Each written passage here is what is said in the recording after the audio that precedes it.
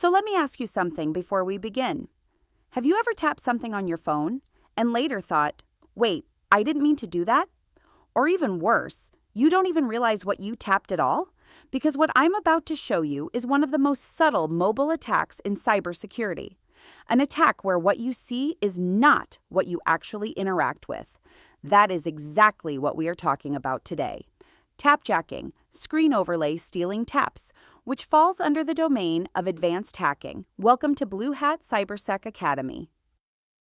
Now let's break this down properly, like you are seeing it for the first time in a real-world security scenario. Modern mobile devices are built around touch interaction.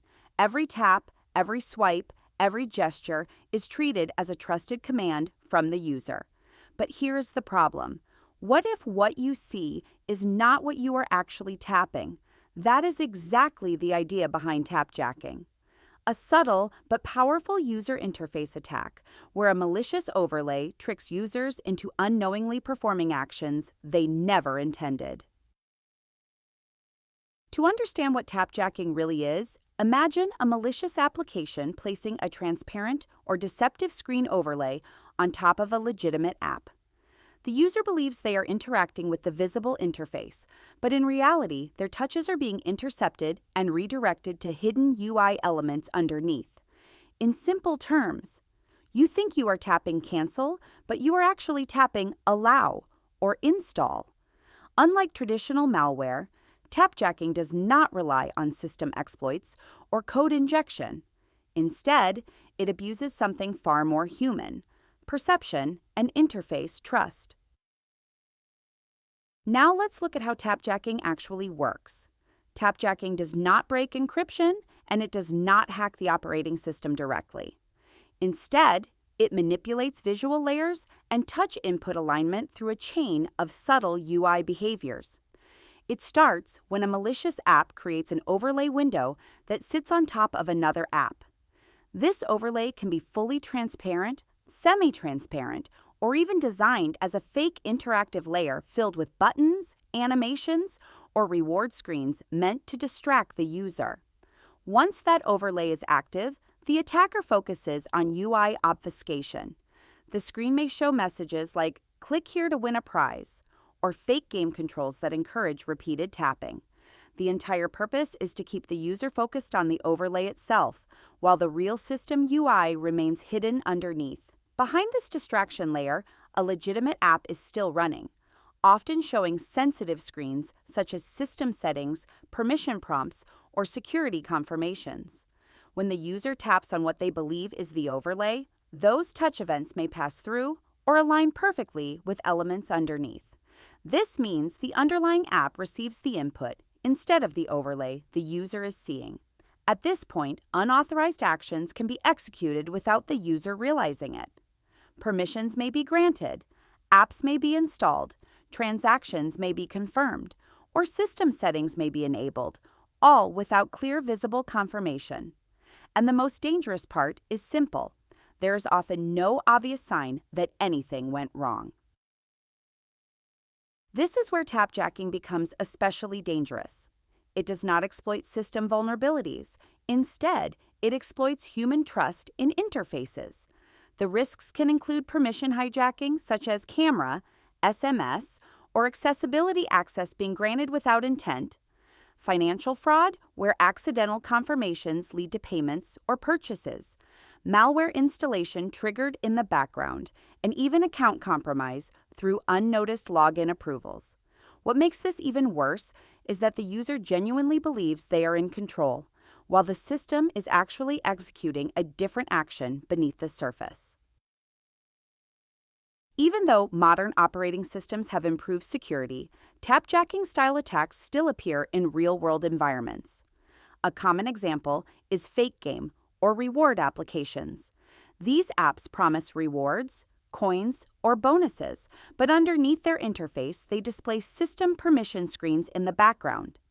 The user believes they are simply playing, but their taps are actually granting permissions. Another scenario involves flashlight or utility apps. These apps often request unnecessary permissions and then use overlay screens to pressure users into approving them without realizing the implications.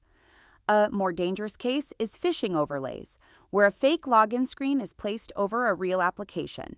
The user believes they are entering credentials into a trusted service, but those credentials are actually being captured by the attacker.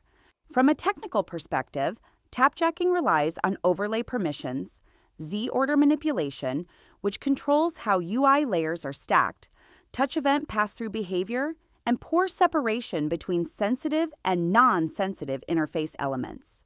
On older Android versions, this was especially dangerous because applications could freely draw over other apps without strong user awareness or strict controls.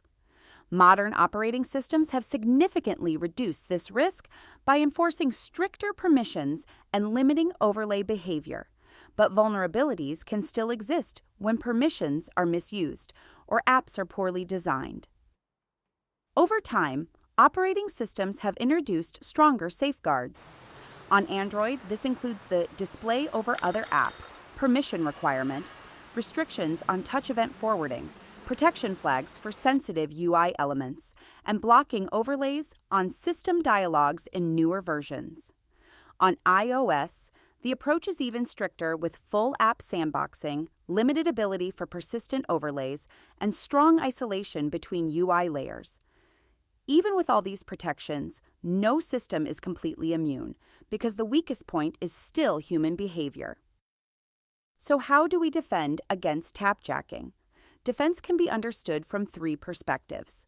For users, it is important to avoid granting display over other apps unless absolutely necessary, to be cautious with apps requesting excessive permissions, to install apps only from trusted sources, and to watch for unusual UI behavior such as dimming screens, unexpected overlays, or interface shifts. For developers, defensive practices include disabling touch input when overlays are detected, using secure window flags for sensitive screens, applying flag_secure for critical UI, blocking interactions when the screen is obscured, and avoiding placement of sensitive buttons in predictable tap zones. For organizations, protection involves mobile penetration testing focused on UI-based attacks, testing for overlay abuse scenarios, and training users to understand permission risks and social engineering techniques. At the end of the day, tapjacking is a powerful reminder that not all cyber attacks rely on deep system exploitation. Some attacks target something much simpler: human attention and trust in what we see on screen. To summarize, tapjacking uses overlays to trick users into tapping hidden UI elements. It does not typically break system security. It manipulates perception and interaction instead. It can lead to serious consequences like permission abuse or fraud. Modern OS protections help but do not fully eliminate risk, and awareness and permission hygiene remain the strongest defenses. As mobile ecosystems become more secure, attackers often shift their focus from technical exploitation to psychological manipulation. Tapjacking sits exactly in that space, where what you see becomes a weapon against what you do. Understanding this attack is not just useful for developers or security professionals, it is essential for anyone using modern mobile devices. Because sometimes, a single tap is all it takes to change everything. Now here is your challenge. In tapjacking, what is the primary element used to trick users? Does tapjacking directly hack the operating system or exploit user perception? Name one real-world app behavior that could indicate a possible overlay attack. And what is the most important defense against tapjacking, technical controls, or human awareness? Think about it carefully and answer like a cybersecurity analyst. And if you want to go deeper into how real-world attackers build and chain advanced mobile exploits like this, continue through the playlist Advanced Hacking, Attacks, and Exploitation. And if this breakdown helped you understand how subtle mobile attacks really work, make sure to like, share, and subscribe. Because in the next session, we are diving into even more real-world exploitation techniques that attackers actively use. And those are the ones you do not want to miss.